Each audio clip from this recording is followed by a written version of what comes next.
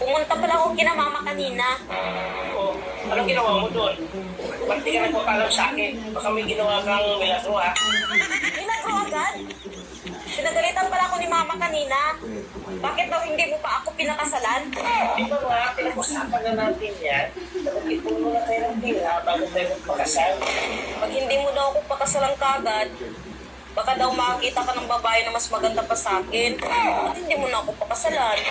Alam mo, pag gusto mo sa babae, hindi ako tinitingin sa itsura. Eh ano pala tinitingnan mo sa babae?